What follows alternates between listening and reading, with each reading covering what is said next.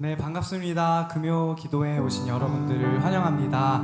우리 다 함께 뒤에 옆에 돌아보시면서 함께 인사하시겠습니다. 잘 오셨습니다. 함께 예배할 수 있어서 기쁩니다. 환영합니다 하는 마음으로 함께 인사하시겠습니다. 우리의 사랑의 교제 안에 주님께서 함께 하신 줄 믿습니다. 또한 우리의 하나됨을 통해서 주님이 드러나실 줄 믿습니다. 시간 우리 영광의 박수 올리고 그 주님 앞에 나아가도록 하겠습니다. 할렐루야! 할렐루야!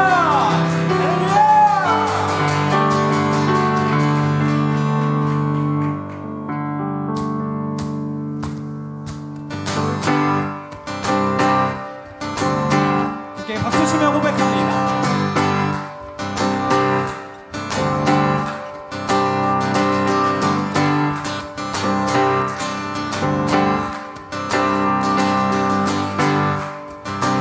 함께 고백할까요? 주의 이름 높이며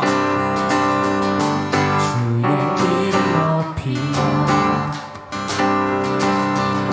주를 찬양하나이다. 나를 구하러 오신 주를 기뻐하나이다. 한 번 더 고백할까요? 주의 이름 높이며 주의 이름 높이며 주를 찬양해 주를 찬양하나이.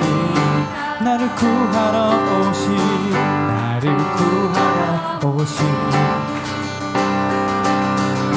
주를 기뻐하나이다. 하늘 영광 버리고 하늘 영광 버리고 이 땅 위에 십자가를 지시고 죄사 무덤에서 일어나 하늘로 올리셨네. 주의 이름 높이리. 주의 이름 높이며 주의 이름 높이며 주를 찬양해 주를 찬양하나이다. 나를 구하러 오신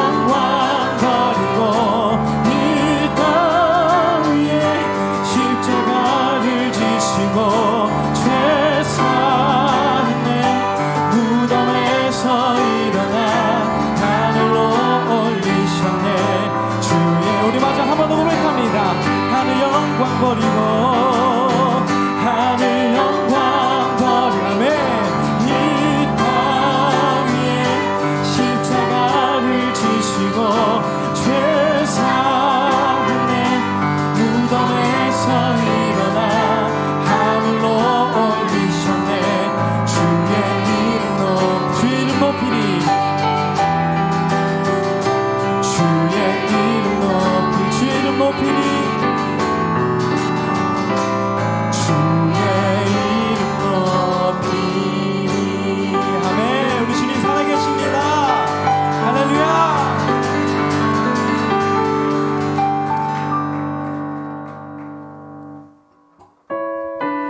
특별히 이번에 고백하시면서 그동안 감사했던 것들을 묵상하시며 주님께 나아가기 원합니다.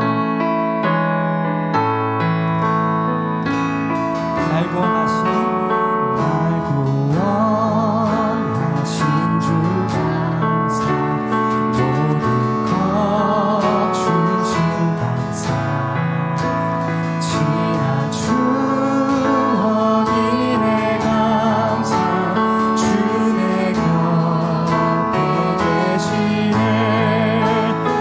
향기로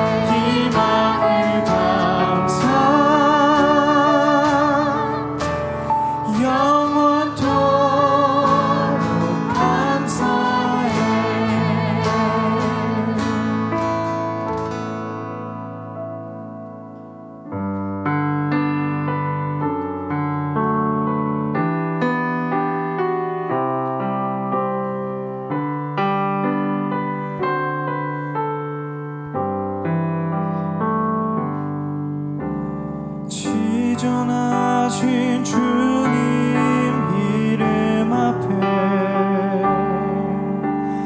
모두 무릎 꿇고 다 경배해. 거룩하신 주님 보좌 앞에 엎드려 절하세. 지존하신 주님 이름 앞에 모두 무릎 꿇고 다 경배해. 거룩하신 주님 보좌 앞에 엎드려 절하세.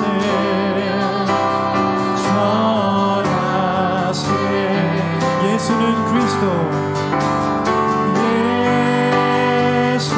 예수는 그리스도, 예수는 주, 하나님의 영으로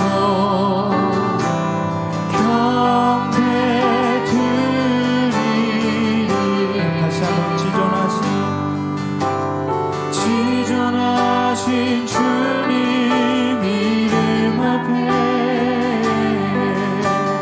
모두 무릎 꿇고 다 경배해. 거룩하신 주님 보좌 앞에 엎드려 우리 한 번만 더 고백합니다. 지존하신 우리 주님 이름 앞에, 지존하신 주님 이름 앞에 모두 무릎 꿇고 다 경배해. 거룩하신 주님 보좌 앞에 엎드려 절하세. 예수는 그리스도 주,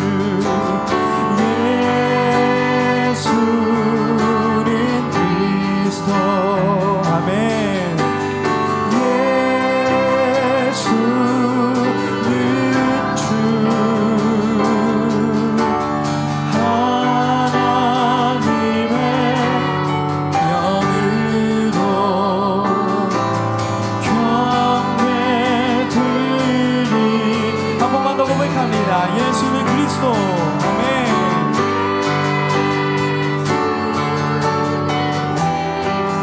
예수는 나의 주님, 예수는 주, 하나님의 영으로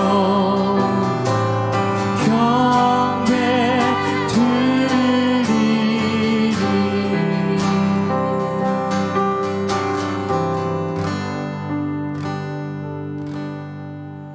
주를 찬양, 손을 들고 찬양. 전쟁은 나에게 속한 것 아니니. 주를 찬양, 손을 들고 찬양. 전쟁은 하나님께 속한 것이니.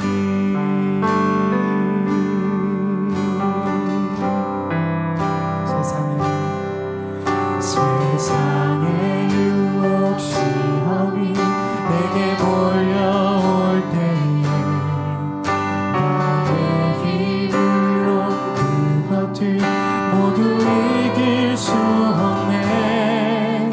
거대한 폭풍 가운데 위축된 나의 영혼 어찌할 바를 몰라 헤매이고 있을 때 2절로 거짓과 속임수로 거짓과 속임수로 가득 찬 세상에서 어디로 갈지 몰라 머뭇거리고 있네. 공중의 권세 잡은 자 지금도 우리들을 실패와 절망으로 넘어뜨리려 하네.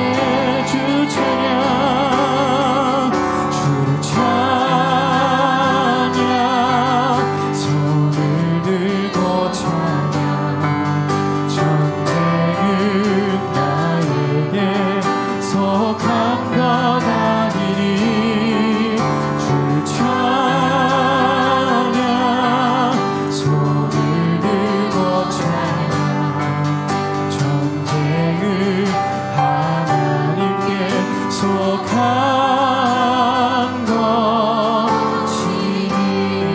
주위를 둘러보면 주위를 둘러보면 아무도 없는 듯 믿음의 눈을 들면 보이는 분 계시네. 지금도 서 역사하고 계시는 사망과 어둠의 권세 물리치신 예수님. 주 찬양 주를 찬양 손을 들고 찬양 전쟁은 나에게 속한 것 아니니. 주를 찬양 손을 들고 찬양 전쟁을 하나님께 속한 것. 한 번 더 힘을 실어 고백합니다. 주의 찬양 주를 찬양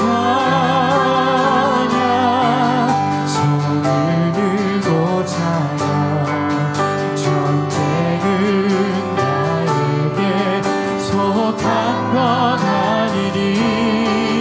주를 찬양 손을 들고 찬양 전쟁은 하나님께 속한 것이니. 주를 찬양 주를 찬양 손을 들고 찬양 전쟁은 나에게 속한 것 아니니. 주를 찬양 손을 들고 찬양 전쟁은 하나님께 속한 것이니.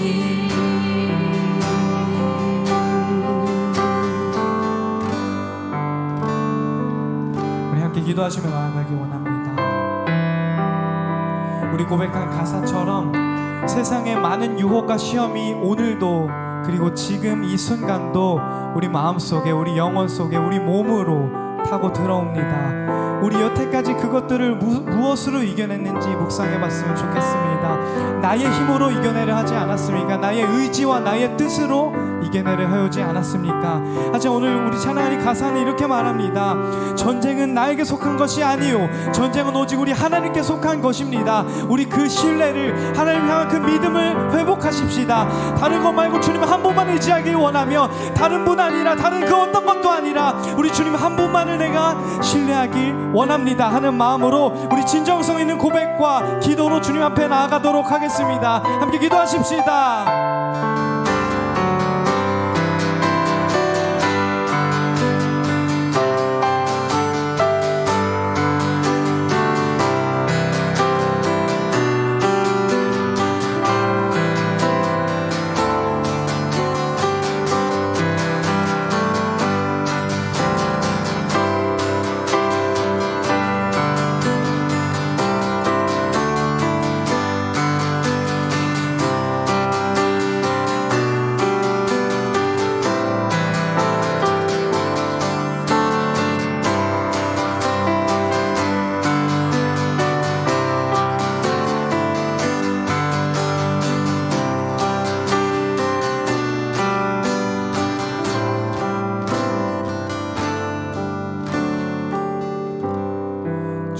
감사합니다. 이 시간 다른 것이 아니라 주님을 향한 신뢰와 주님을 향한 믿음을 회복시켜 주시옵소서. 그래서 이제 더 이상 나의 삶이 나 자신이 되는 것이 아니라 그 어떤 누군가가 되는 것이 아니라 그 어떤 무엇이 되는 것이 아니라 나의 삶의 주인을 오직 하나님 한 분으로 삼을 줄 아는 그런 그리스도인들로 우리를 세워 주시옵소서. 이 모든 말씀 예수님의 이름으로 간절히 기도드립니다. 아멘. 안녕하세요. 반갑습니다. 네, 설교 시작하려는데 목이 잠기네요. 이제 이틀 후면 우리 교회가 정한 이제 추수 감사 주일을 맞습니다. 꽤 오래 전부터 거의 한 달 정도 전부터 이날을 잘 준비하자 이렇게 말씀을 드렸었는데요. 어떻게 잘 준비하셨는지 궁금합니다. 한 해 동안 하나님께서 우리에게 주신, 각자에게 주신 또는 가정에 주신 그런 은혜를 우리가 돌아보고 생각해보고 감사하는 일은 굉장히 중요하겠습니다. 왜냐하면 자칫하면 우리가 주신 은혜도 이렇게 헤아리지 못하고 너무나 당연한 것, 받는 것처럼 그렇게 하나님 앞에 마땅히 표해야 할 감사를 표하지 못하고 지나갈 수 있기 때문입니다. 그러면서 동시에 오늘 우리가 나에게 주신 하나님의 은혜에 감사할 때, 이때에 우리가 또 놓치지 않아야 할 일이 있겠다 생각을 하고 또 그 말씀을 함께 나누고자 하는데요. 신명기 24장에 기록된 말씀을 통해서 우리가 하나님이 나에게 주신 은혜에 감사할 뿐만 아니라 또 내가 놓치면 안 되지, 뭘 놓치면 안 되지 하는 것들을 함께 생각해 보기 원합니다. 함께 읽을 말씀은 신명기 24장 19절부터 22절까지 말씀인데요. 저와 여러분들이 한 절씩 교독하도록 하겠습니다. 19절부터 22절입니다. 내가 밭에서 곡식을 벨 때에 그 한 뭇을 밭에 잊어버렸거든 다시 가서 가져오지 말라. 나그네와 고아와 과부를 위하여 남겨두라. 네, 교독하겠습니다. 네, 다 함께 안 나오네요. 20절.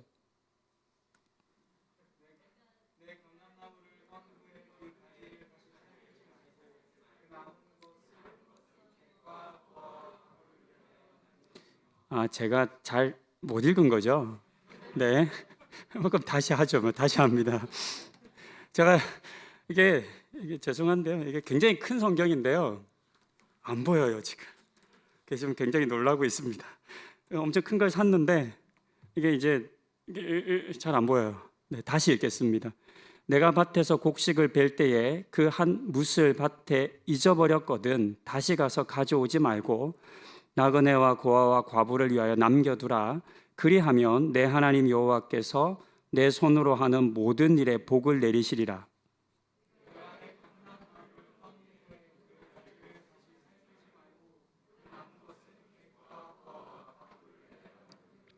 내가 내 포도원의 포도를 딴 후에 그 남은 것을 다시 따지 말고 객과 고아와 과부를 위하여 남겨두라.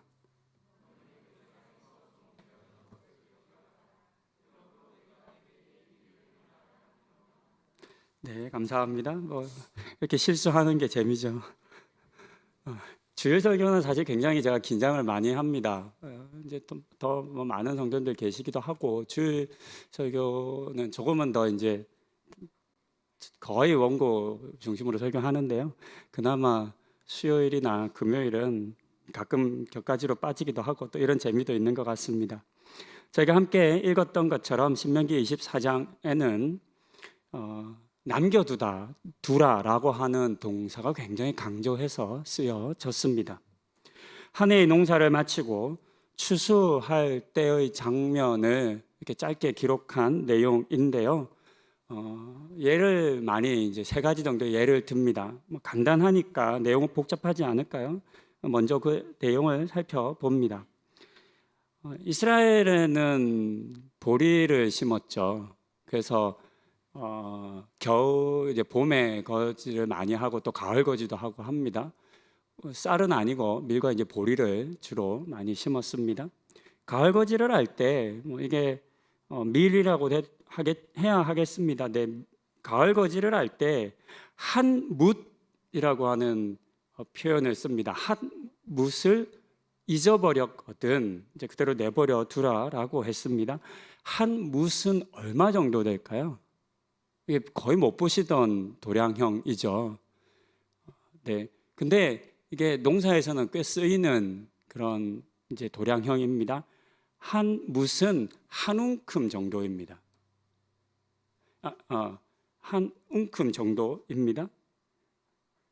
네, 잘못 얘기해서 한 줌의 10배 정도. 그러니까 한 움큼의 10배 정도 되니까 우리가 한 다발 정도, 한 묶음 정도 생각하면 될 것 같습니다.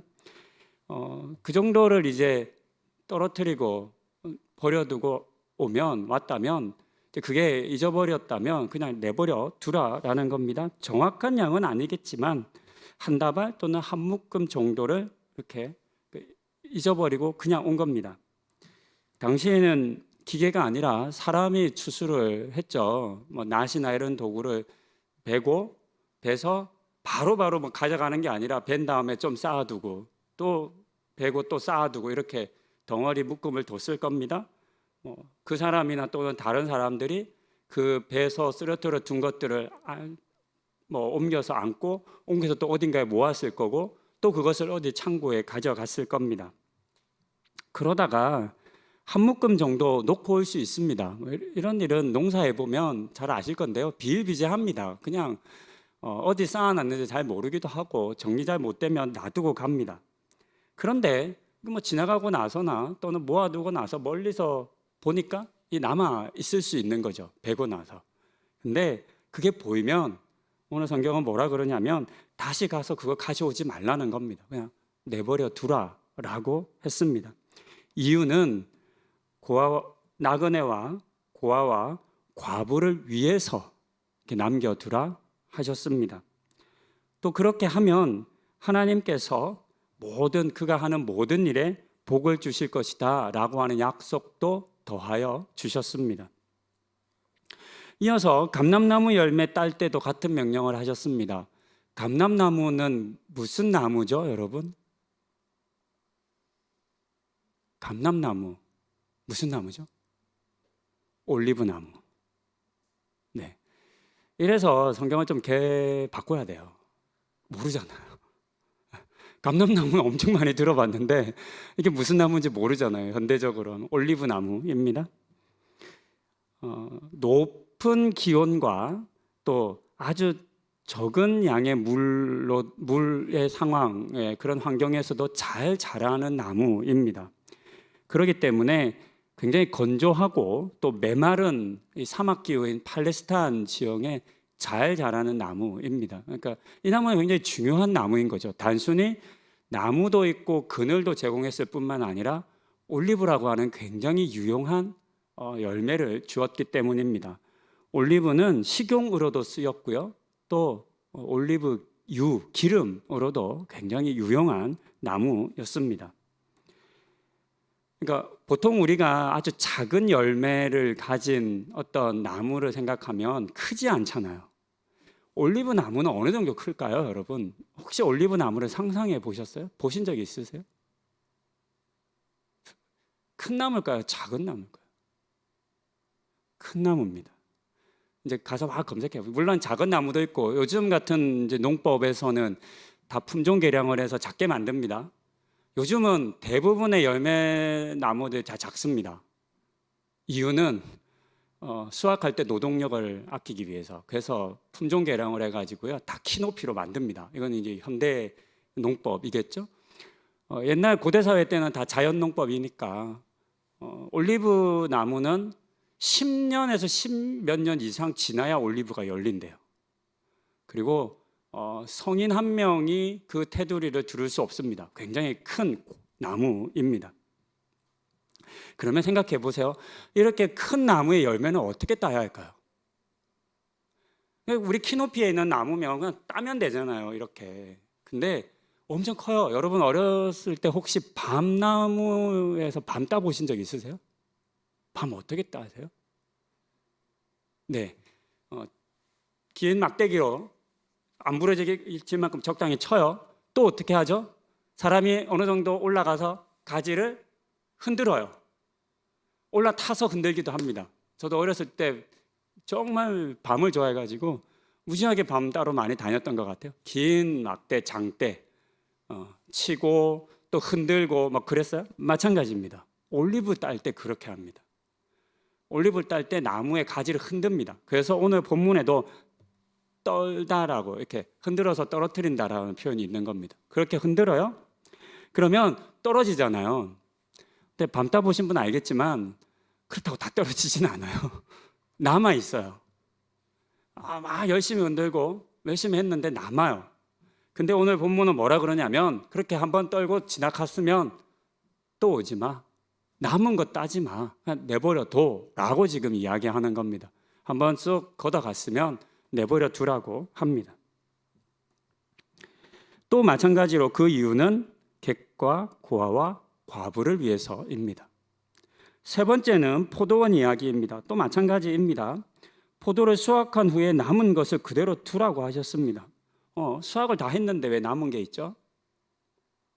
그렇잖아요. 수확 다 했는데 포도 따보셨어요 혹시?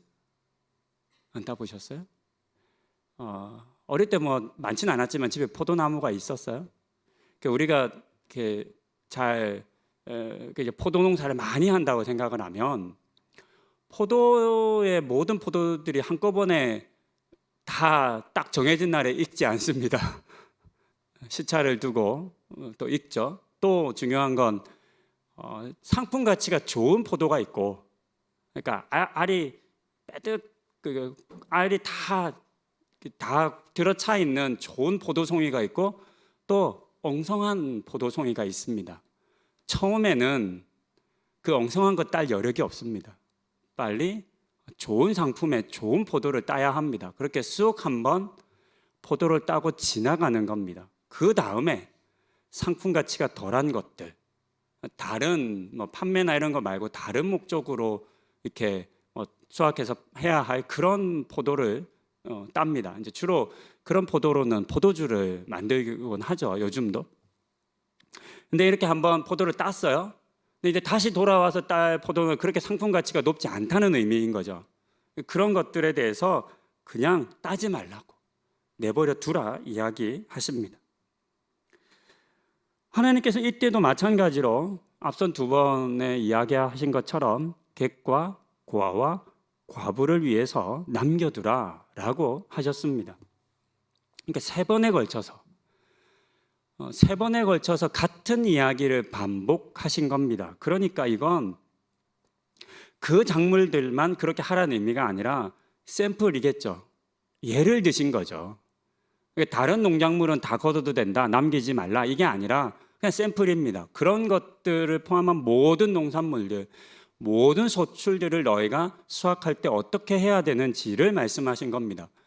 반복은 강조죠. 그러니까 지금 하나님께서는 이스라엘 백성들에게 강조하고 있는 겁니다. 근데 그 강조법의 핵심 포인트는 작물이 아닌 거죠. 왜냐하면 똑같이 반복된 사건 가운데, 예 가운데 또 한 번만 얘기해도 되는데 계속 반복하고 있는 겁니다. 나그네와 고아와 과부를 위해서 남겨두라.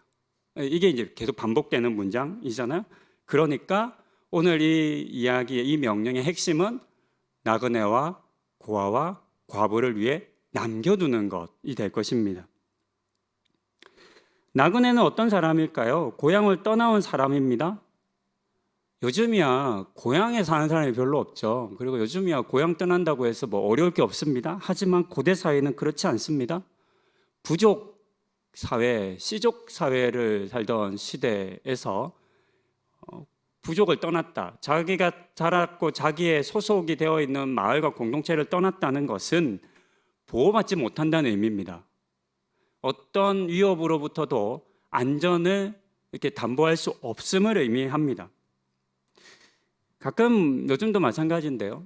해외 여행을 가서 도둑 소매치기를 당한다거나 강도를 당한다거나 하는 어려움을 당하는 경우가 있습니다. 우리나라 사람들이 외국 가서 어려움 당할 수 있잖아요. 저는 잘 안 가봤지만 이탈리아나 이런 데 가면 그렇게 도둑들이 많다면서요.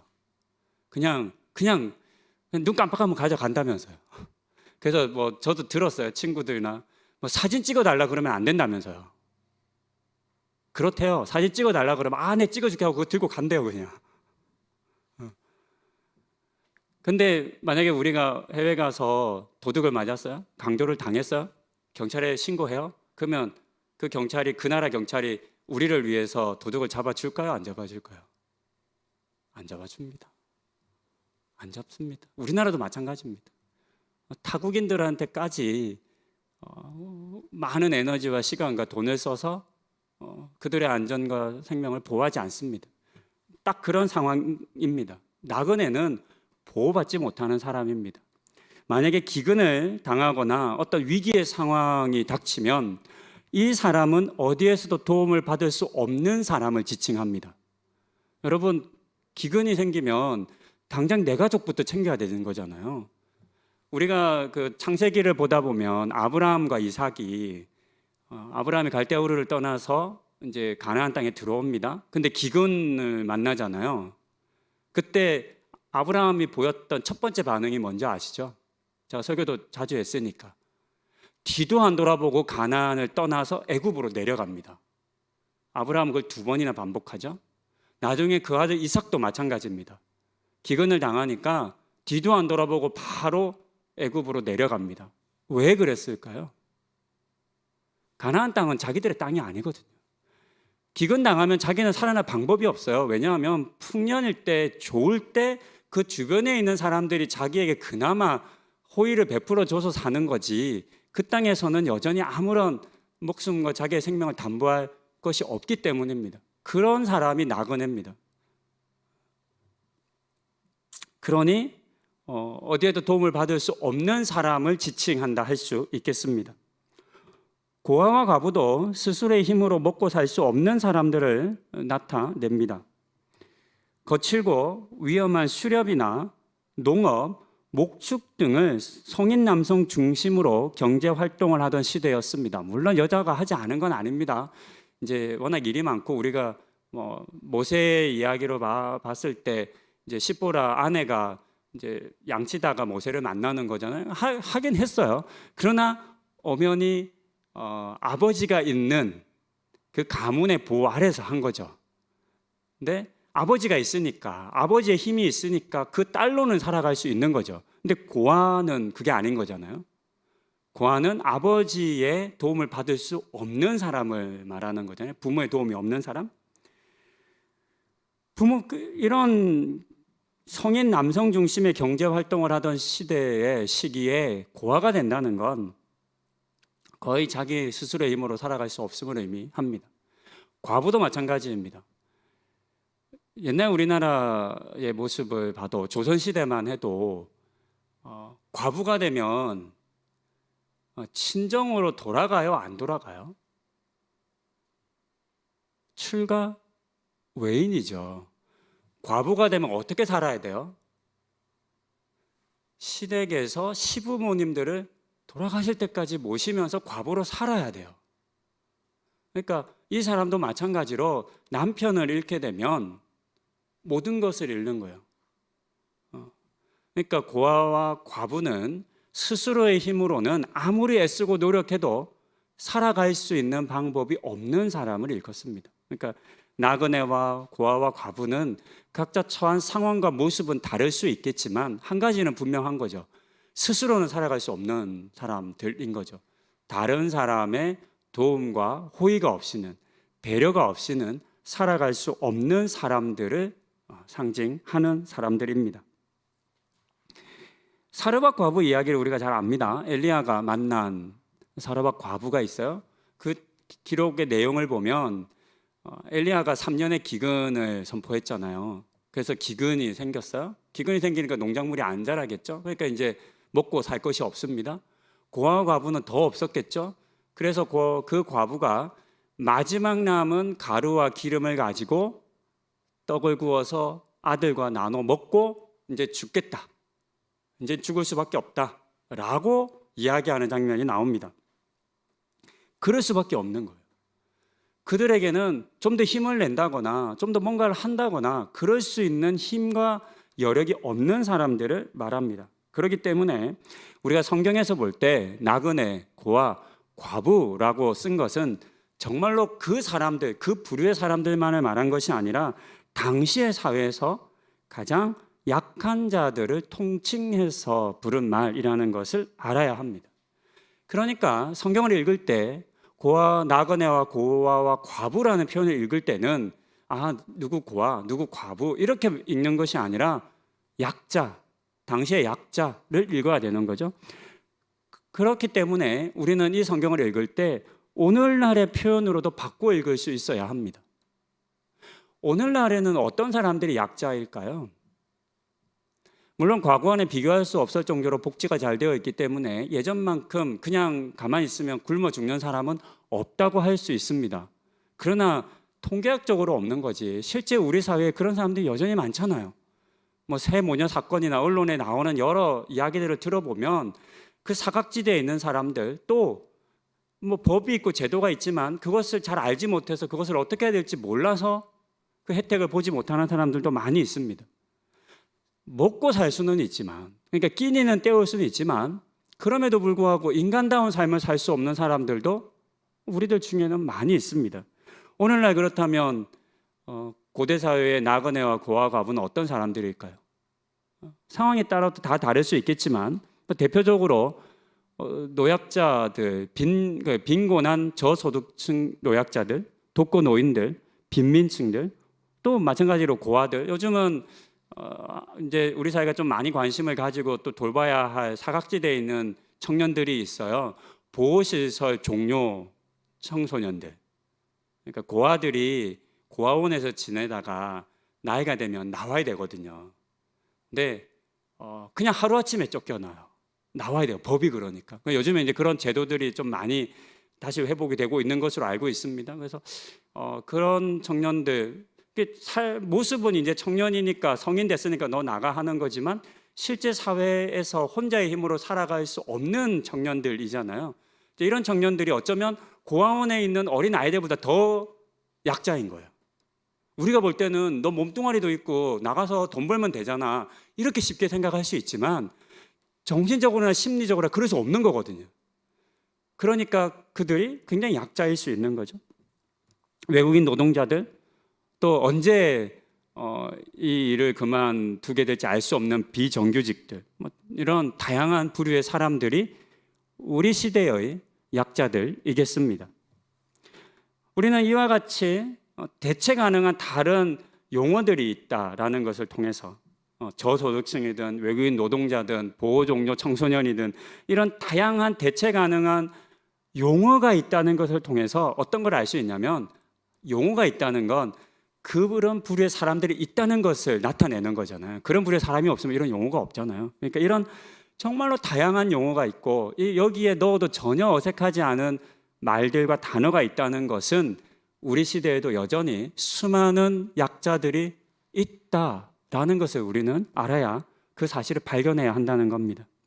하나님께서 오늘 이 본문에서 이와 같은 사람들을 위해서 나의 것을 추수할 때 남겨두라고 이야기합니다. 그것이 오늘 이 본문의 핵심입니다. 아주 단순합니다. 세상은 자기 밭에서 난 모든 것을 자기 것이라고 말합니다. 그래서 곡식 한 톨, 열매 하나 땅에 떨어뜨리지 않고 다 거두어가는 것을 당연하게 여깁니다.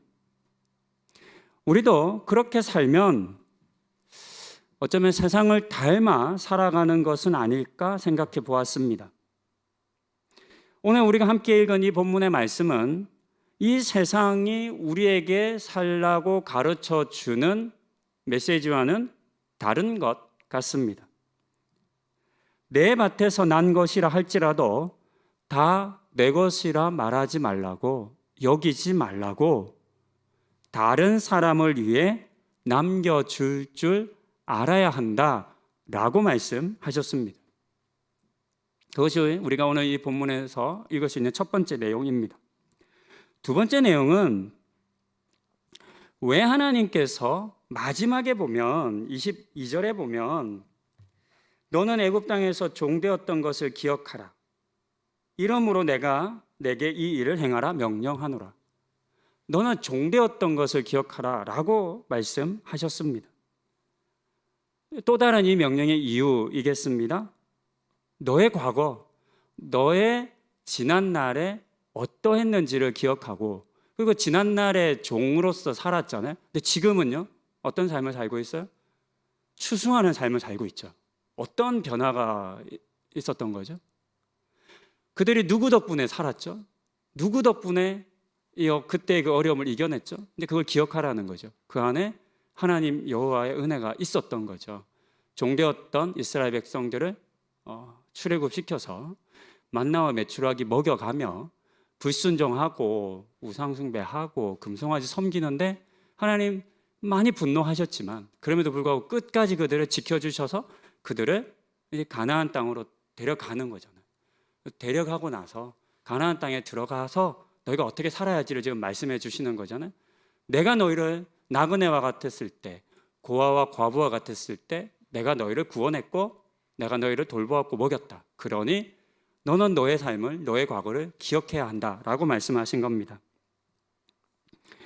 애굽에서 나그네로 종으로 살았던 고통은 실로 컸습니다. 그래서 그들은 하나님께 구원하여 달라 간절히 부르짖었습니다. 출애굽기 3장 7절, 9절, 10절은 이렇게 기록합니다. 여호와께서 이르시되 내가 애굽에 있는 내 백성의 고통을 분명히 보고 그들이 그들의 감독자로 말미암아 부르짖음을 듣고 그 근심을 알고 이제 가라 이스라엘 자손의 부르짖음이 내게 달하고 애굽 사람이 그들을 괴롭히는 학대도 내가 보았으니 이제 내가 너를 바로에게 보내어 너에게 내 백성 이스라엘 자손을 애굽에서 인도하여 내게 하리라. 이스라엘 백성들이 나그네가 되어서 고아가 되어서 과부처럼 되어서 울부짖고 고통하고 눈물 흘리고 그럴 때 하나님께서 그 모든 고통을 들어주셨다는 거예요. 그래서 모세를 보내었고 그 모세를 통해서 그들을 애굽으로부터 벗어나 인도해 주셨다는 말씀입니다. 그와 같은 구원을 하나님으로부터 받았음을 기억하라는 것입니다. 그리고 이제는 너희가 그와 같은 고통에 빠져 있는 사람들을 외면하지 말라. 그들에게 너희가 받은 구원을 나눠주라 명령하셨습니다. 다 거두지 말고 남겨두는 것을 우리는 어쩌면 사회적 책임이라 여길 수 있겠습니다. 하지만 이것은 단순히 내 것을 남겨서 그들도 배부르게 한다라고 하는 사회적 책임 정도가 아니라 어떻게 해석해 보면 이것은 그들의 영혼을 살리는, 그들의 생명을 살리는 구원의 행위라 할 수도 있을 것 같습니다. 젖과 꿀이 흐르는 땅 가나안에도 광야의 삶을 살아가는 사람들이 있습니다. 우리가 현대사회에 굉장히 잘 살잖아요. 과거에 비교하면 얼마나 잘 살아요. 여기 계신 대부분의 분들이 제가 여러분들의 경제적 상황이나 또 부모님 세대의 경제적 상황은 잘 모르겠습니다. 여러분들 중에 부모님 세대에 훨씬 잘 살았던 분이 있을 수도 있어요. 근데 많지는 않을 것 같아요. 왜냐하면 우리 과거에 우리 부모님 세대는 거의 다 힘드셨거든요. 우리 부모님의 세대에 비하면 여러분의 세대는 어떠세요? 여러분들의 삶은 훨씬 나아지셨죠? 훨씬 좋으실 겁니다. 안 그런 분들도 있을 수 있겠지만 사회 전반적으로 과거 20, 30년 전과 비교했을 때 오늘 우리가 살아가는 삶은 비교할 수 없을 만큼 부유합니다. 윤택합니다. 그런데요, 그렇다고 해서 고통하는 사람이 없는 건 아닙니다. 그렇다고 해서 모두가 아무 걱정 없이 배부르게 사는 건 아닙니다. 애굽에서 고통한 것 다 이해되잖아요. 애굽에서는 당연히 종이었으니까 모두가 고통스러웠지. 근데 가나안에 가면 이제는 그러면 아무도 고통하지 않는 건가요? 아니라는 겁니다. 가나안에 가도 고통하는 사람들이 있습니다. 그런데 애굽 땅에서 광야에서 고통하는 사람들은 누가 돌보셨죠? 하나님이 돌보셨어요. 구원해 주셨어요. 근데 가나안 땅에 가면 누가 돌봐야 돼요? 이제부터 백성들이 돌봐야 합니다. 이것이 지금 신명기서를 통해서 하나님 이스라엘 백성들에 가르치는 내용입니다. 가나안 땅에 이제 들어가기 전이잖아요. 신명기서가 이제 마지막으로 이제 가나안 땅에 들어가서 어떻게 살아야 할지를 말씀해 주시는 말씀이잖아요. 너희 가나안 땅에 들어가면 이렇게 살아야 돼. 어떻게 살아야 되냐면 너희 중에 있는 나그네와 고아와 과부 이제 너희가 먹여야 돼. 너희가 돌봐야 돼. 네 책임이야. 이제 네가 해. 라고 말씀하신 겁니다. 다 거두지 않고 남겨두면 그렇게 할 수 있는 겁니다. 우리는 뭔가 누군가를 도울 때 어떤 생각을 많이 하냐면 먼저 가진 다음에 이렇게 돕는다는 생각을 참 많이 하잖아요. 근데 우리식의 방법인 것 같아요. 내가 다 가져놓은 다음에 도울게 라고 하는 건데 우리가 잘 알지만 인간이 참 악하거든요. 욕심이 많거든요. 먼저 다 가지고 나면 인색해져요. 욕심이 우리를 막아요. 그래서 안 줘요. 그런 것 같아요. 그래서 하나님께서 이렇게 뭐 우리의 연약함을 아셔서 얘기한 건 아닐까 이런 제 나름의 생각은 해봅니다. 처음부터 다 내 것이 아니라고 하는 메시지잖아요. 네 밭에서 네가 수고하고 땀 흘린 것, 너의 노력과 열정과 헌신 그것으로 맺힌 소출인 것처럼 보이지만 우리가 잘 알잖아요. 농사나 이런 모든 열매는 하늘이 주는 거라고 농부들이 많이 얘기하잖아요. 아무리 내가 열심히 일해도 비가 안 오면, 너무 때학볕이면, 홍수 나면, 병충해 생기면, 태풍 오면 손 써볼 방법이 없잖아요. 그래서 모든 소출들이 내 노력도 있지만 하나님의 은혜라고 우리는 고백하잖아요. 하나님의 은혜라고, 하나님이 도우셨다라고 우리가 고백한다면 하나님 몫을 남겨두자는 거죠. 하나님이 이렇게 얘기하시는 것 같아요. 내 몫은 저 사람들 줘라고 얘기하시는 것 같습니다. 이 일들이 실현된 거 우리가 보잖아요. 룻기에서 봅니다. 룻기는 뭐 룻의 내용은 자세히 설명하지는 않겠습니다. 나오미가 이 가나안 땅에 기근이 들자 모압으로 갑니다. 남편과 두 아들과 함께 가죠. 그런데 모압 땅에서 남편과 두 아들이 모두 죽습니다. 그래서 집으로 돌아옵니다. 고향 베들레헴으로. 그런데 그때 룻이 모압 여인인데 시어머니 나를 버릴 수 없어요 라고 얘기하면서 시어머니 나가 모실게요 라고 해서 같이 돌아옵니다. 근데 뭐 아무것도 없는 두 과부들이 뭘 하겠어요? 그래서 이제 이 말씀에 기록된 것처럼 밭에 가서 떨어진 이삭을 줍는 일을 하는 겁니다. 그때 그와 같은 일을 하는 사람이 한두 명이 아니었다고 성경은 기록하잖아요. 다른 여자들도 많았다고 기록합니다. 그걸 허락해 주는 거예요. 실제 그것이 이루어지고 행해졌다는 거죠. 추수를 하는데 추수는 다 남자들이 하잖아요. 그런데 과부들이 와서 그 추수하는 뒤에 나락을 주워가는 것들을 방해하지 않고 그대로 내버려 두는 일들이 실제 이 말씀이 그대로 지켜지고 있다는 것을 이제 보게 되는 겁니다. 이런 실천이 없었다면 가난한 사람들, 약한 사람들, 룻과 나오미 같은 사람들은 살아갈 수 없었을 겁니다. 자신이 어떤 은혜를 받았는지를 아는 것 중요합니다. 우리 추수감사절 맞아서 하나님이 올 한해 나에게 어떤 은혜 주셨는지를 아는 거 굉장히 중요합니다. 그것을 알고 감사하고 또 하나님께 기쁨의 고백을 드려야 할 겁니다. 그런데 이 추수의 감사가 나만의 것이 되도록 하지는 우리 않았으면 좋겠습니다. 하나님 저에게 많이 주셔서 고맙습니다. 먹고 살게 해주셔서 고맙습니다. 올해는 이렇게 많이 얻었네요. 하나님 우리에게 주신 많은 은혜들이 있을 겁니다. 개인적으로나 가정적으로나 회사나 많이 있겠죠. 그렇게 하나님께서 베풀어 주신 은혜에 감사하는 거 당연합니다. 근데 이 감사가 나만의 감사인 건 아닌지도 우리 한번 돌이켜 생각해 보십시다. 나는 배부른데, 나는 괜찮은데 혹 내 주변에 있는 약자들은 주워갈 것이 없어서 고통하고 있는 것인지 그것은 아닌지를 우리가 한번 돌이켜 보아야 하겠습니다. 다 거두지 말고 남겨두라 하신 하나님의 말씀을 보았습니다. 하나님의 이 명령을 단순히 좋은 교훈이나 또는 사회적 책임으로 여기지 않으면 좋겠습니다. 이것이 우리의 그리스도인의 신앙으로 우리는 받아들여야 하겠습니다. 신앙입니다. 하나님을 믿는다는 것입니다. 하나님을 믿기 때문에 이와 같은 일들을 우리는 우리의 삶 속에서 이루어야 합니다. 행해야 합니다. 해도 그만, 안 해도 그만이 아니라 우리가 이렇게 한 해를 돌아볼 때 하나님 나의 어려움을 이겨내게 해주셔서 고맙습니다. 이런 은혜 주셔서 고맙습니다. 이런 풍성한 소출 주셔서 고맙습니다. 하나님, 제가 다 거두지 않겠습니다. 다 제 몫으로 차지하지 않겠습니다. 남겨두겠습니다. 내버려 두겠습니다. 혹 우리 시대에 그렇게 할 수 있는 현실적인 방법이 많지 않으니까, 우리가 농사를 기르고 또 상징적으로 그걸 남긴다고 해서 사람이 가져가는 시대는 아니니까, 그렇다면 오늘 우리식의 방법을 우리가 생각해야 되겠죠. 하나님, 흘려보내겠습니다. 내어드리겠습니다. 이런 고백들이 우리에게 있으면 좋겠습니다. 저는 이제 이런 것들을 실천할 때 어떻게 하면 좋을까 고민을 해봤는데요. 여러분 헌금 많이 하십시오, 이건 아닌 것 같아요.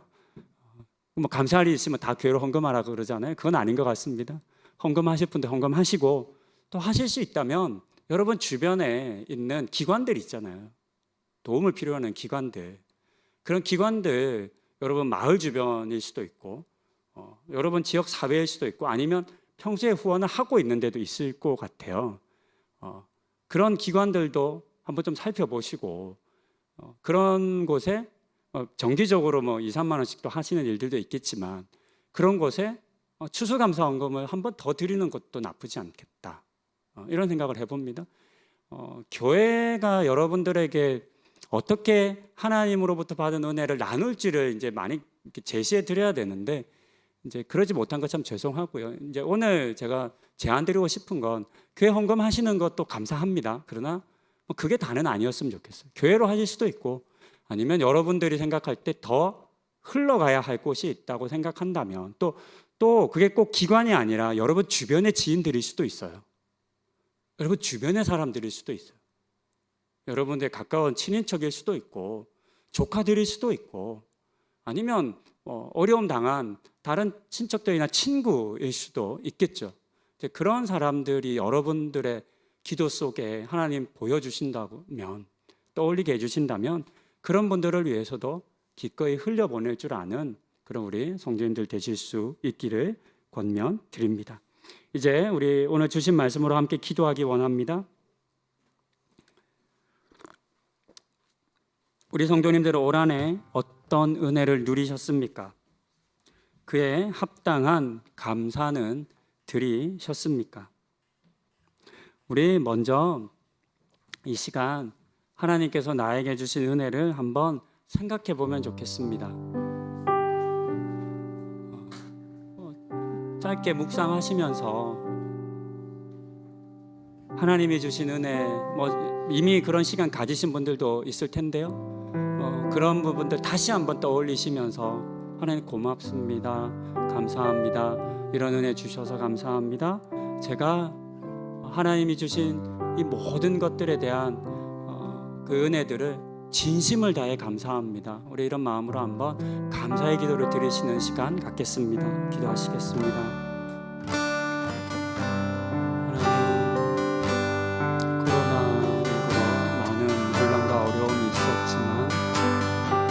할 수 있는 가족들과 또 공동체 우리 성도님들을 허락해 주셔서 감사합니다.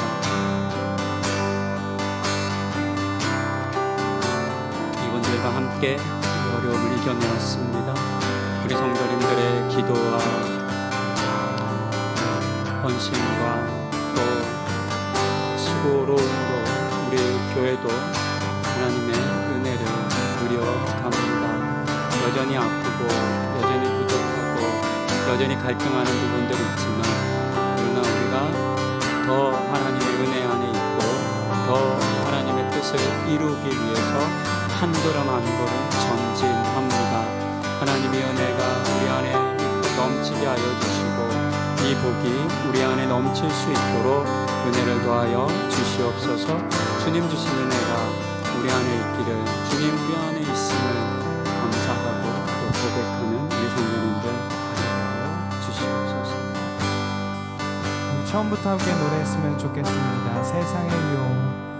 세상의 유혹 시험이 내게 몰려올 때 나의 힘으론 그것들 모두 이길 수 없네.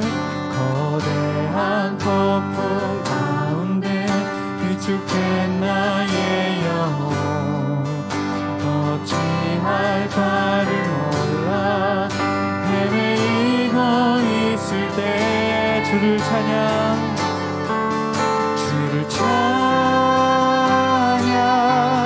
손을 들고 찬양 전쟁을 나에게 속한 것 아니니 주를 찬양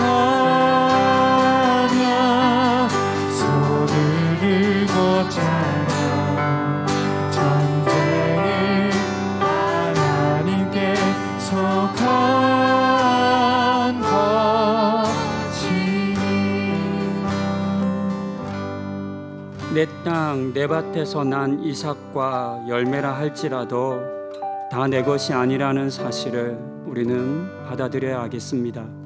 내가 흘린 땀으로 내가 한 수고로 얻은 것이라 할지라도 그것 또한 다 내 것이 아니라는 것을 우리는 깨달아야 하겠습니다. 하지만 이것을 고백하고 인정하는 것이 결코 쉽지 않습니다. 다 내 것이 아니라 내가 얻은 것들 중에는 나와 함께 살아가는 사람들, 나그네와 같은 사람들, 고아와 과부와 같은 사람들의 몫이 있다는 것을 하나님 제가 알고 기억하고 또 그들을 도우며 살아가기를 소망하며 우리 이 시간 기도하실 때 다 내 것이 아니라는 사실을 인정하는 그런 기도 함께 하시겠습니다. 하나님, 그렇습니다. 내가 수고하고 땀 흘리고 내가 열심을 내고 했지만 하나님께서는 그것이 다 내 것이 아니라 말씀하셨습니다. 하나님, 오늘 이 시대에는 이 세상은 자기가 한 수고 모든 것들을 자기가 가져가야 한다 말합니다. 빼앗겨서는 안 된다고 말합니다. 하나님, 내가 똑똑해서 내가 잘나서 내가 남들보다 더 일찍 일어나고 늦게 자고 하나님, 내 수고가 얼마인지 내 열심과 노력이 얼마인지를 자꾸 강조하며 또한 다른 사람보다 조금이라도 더 많이 했으면 더 많이 가져야 한다는 생각 가운데 우리는 사로잡혀 살아갑니다. 그래서 경쟁하고 그래서 단 하나도 빼앗기지 않으려 하는 마음으로 살아가기도 합니다. 하나님, 그런 우리를 불쌍히 이겨 주시옵소서. 하나님, 하나님께서는 우리 가운데 하나님, 우리가 추수하는 것이 내가 추수하는 것이 다 내 것이 아니라고 말씀하셨습니다. 하나님, 이것이 하나님의 말씀인 것을 우리가 기억하고 받아들이고 하나님, 그것을 하나님 믿음으로 고백하게 하여 주시옵소서. 다 내 것이 아니라는 것, 하나님, 그러나 이것을 고백하는 것이 얼마나 어려운지 우리는 압니다. 하나님, 그것을 인정하는 것이 얼마나 어려운지를 압니다. 하나님, 우리 안에 있는 많은 욕심들이 하나님 그렇지 않다고 말하고 저항하고 거부하고 그래서 더 많이 움켜쥐려 하고 심지어는 다른 사람은 끝까지 뺏으려고 하는 것이 우리의 죄인 것을 고백합니다. 하나님, 그러한 욕심의 죄가 우리 가운데 넘쳐나고 있습니다. 그런 이때에 우리 가운데 말씀하여 주시옵소서. 내 것은 다 내 것이 아니라 하시는 그 말씀을 하나님 우리에게 믿는 믿음 주시옵소서. 우리 이제 2절로 한번 나아가도록 하겠습니다. 거짓과 속임수로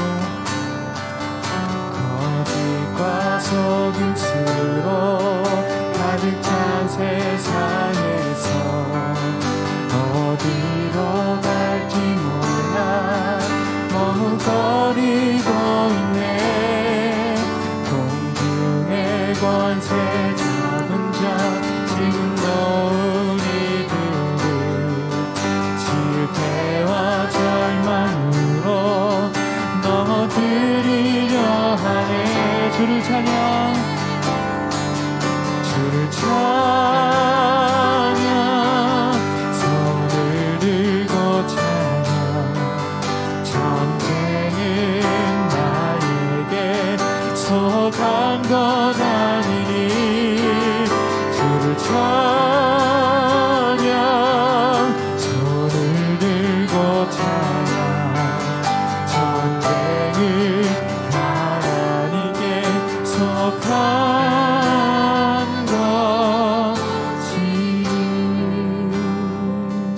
우리 주변에는 스스로의 힘으로는 살아가기가 너무나 힘든 사람들이 있습니다.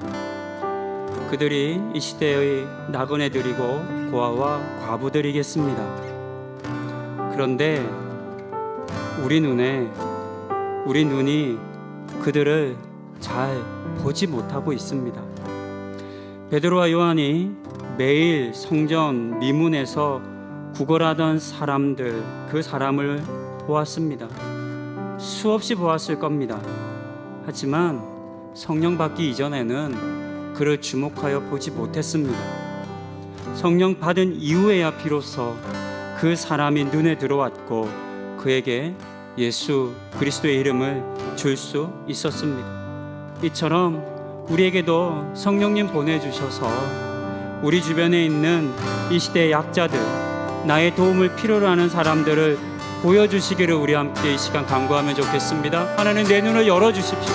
하나님, 내 눈을 열어서 나의 도움이 필요한 사람, 이 시대의 약자들을 보게 하여 주시옵소서. 우리 이 시간 간구하시겠습니다. 하나님, 그렇습니다. 하나님, 닫힌 내 눈, 보고 싶은 것만 보는 내 눈을 하나님 열어 주시옵소서. 하나님, 나의 욕심과 나의 자랑과 나의 것을 추구하고 그것 가운데 매몰되어 있는 제 눈을 하나님 성령이 임재하여 주셔서 오셔서 하나님 이 눈을 바꾸어 주시옵소서. 성령님이 오셔서 이 눈을 바꾸지 않으시면 하나님 저는 그들을 바라보지 못할 것입니다. 그들을 향해 이 눈을 열지 못할 것입니다. 하나님 우리의 눈을 열어 주시옵소서. 저의 눈을 열어 주시고 우리 성도님들의 눈을 열어 주시고 그래서 하나님 이 시대의 나그네와 고아 과부를 발견케 하여 주시옵소서.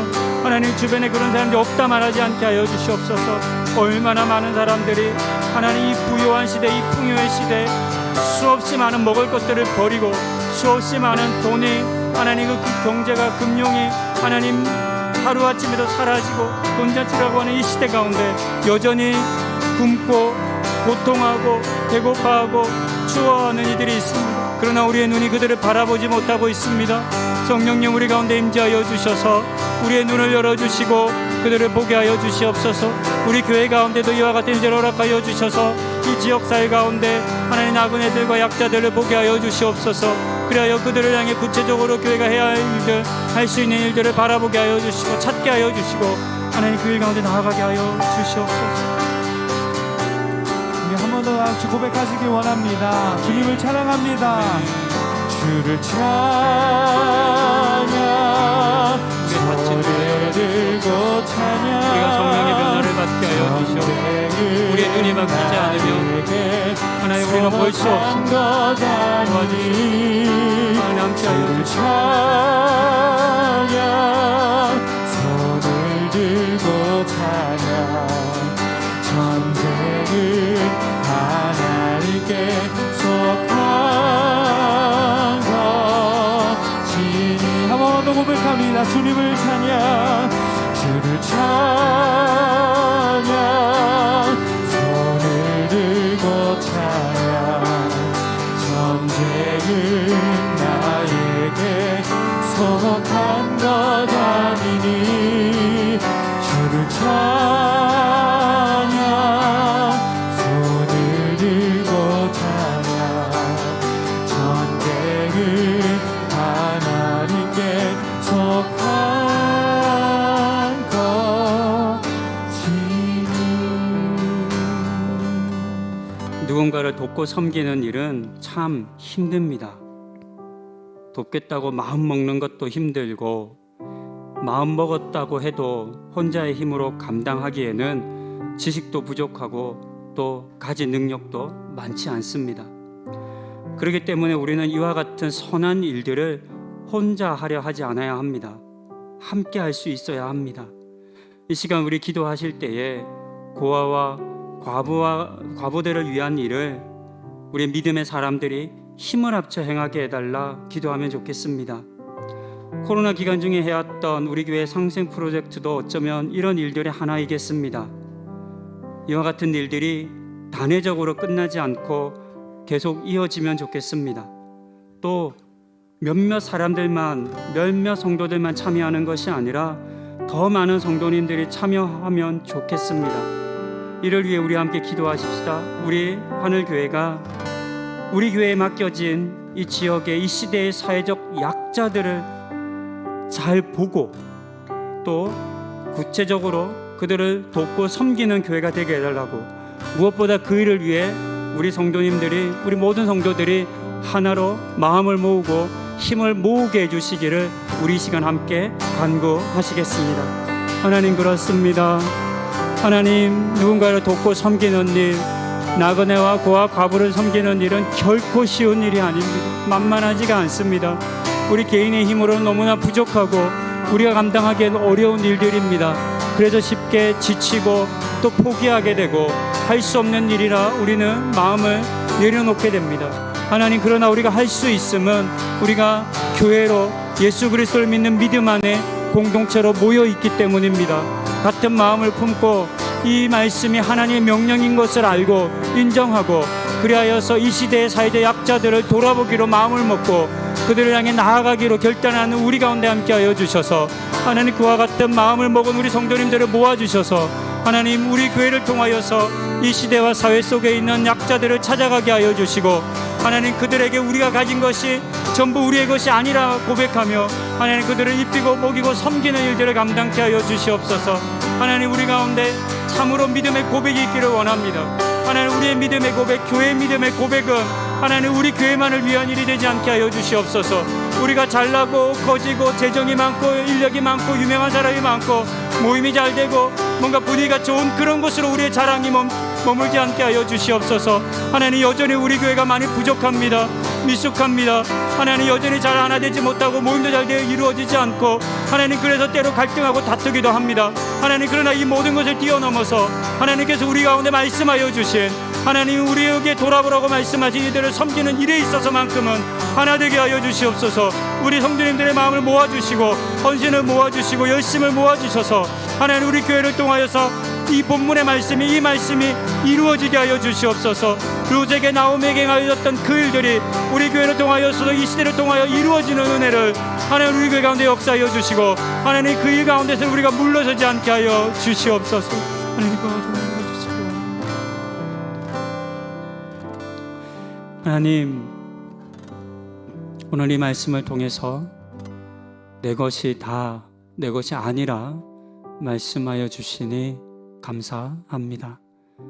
하나님, 내가 아무리 땀 흘리고 수고했던, 내가 밤잠 자지 않고 노력했던 그와 같은 수고와 노력과 열정이 많이 담겼다 해도 하나님, 나의 열매, 나의 소출은 모두 내 것이 아닙니다.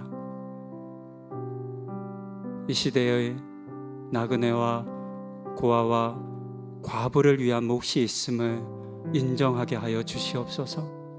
하나님, 그러할 때 오늘 이 본문에서 주님은 다시금 우리에게 복을 약속해 주셨습니다. 우리에게 걱정하지 말라고, 욕심 부리지 말라 하신 말씀이겠습니다. 성령님, 우리의 눈을 열어주셔서 우리 주변에 있는, 우리가 다가가야 할, 우리가 손을 내밀어야 할, 우리가 먹이고 입히고 따뜻하게 해주어야 할 우리의 약자들을 보게 하여 주시옵소서. 우리의 닫혀진 눈이, 우리의 욕심에 먼 눈이 그들을 바라보지 못하고 지나가고 있습니다. 하나님, 이런 우리를 불쌍히 여겨주시고 성령님, 우리 가운데 임재하여 주셔서 우리의 눈을, 우리 성도님들의 눈을, 우리 교회의 눈을 열어 주시옵소서. 또한 하나님, 구체적으로 우리의 것을 내어줌으로 그들을 돕고 섬기는 우리 성도님을 되게 하여 주시고, 또 우리가 함께 힘을 모아 그와 같은 일들을 감당하는 교회가 되는 은혜도 허락하여 주시옵소서. 그와 같은 모든 일들 우리 가운데 허락하실 것을 기대하며 이 시간 우리 주 예수 그리스도의 십자가 구원의 은혜와 아버지 하나님의 풍성하신 사랑과 성령님의 내주하시고 힘주심이 내 밭에서 난 이삭과 열매라 할지라도 다 내 것으로 여기지 않고 그 중에 가난한 사람들, 어려운 사람들의 몫이 있음을 인정하고 그들을 위해 먼저 남겨두는 신앙의 삶을 살기로 다짐하고 결단하는 이 자리에 머리 숙인 모든 주의 자녀들 위해, 그리고 우리 높은 하늘교회 위해 이제로부터 영원까지 함께 하시기를 간절히 축원하옵나이다. 아멘.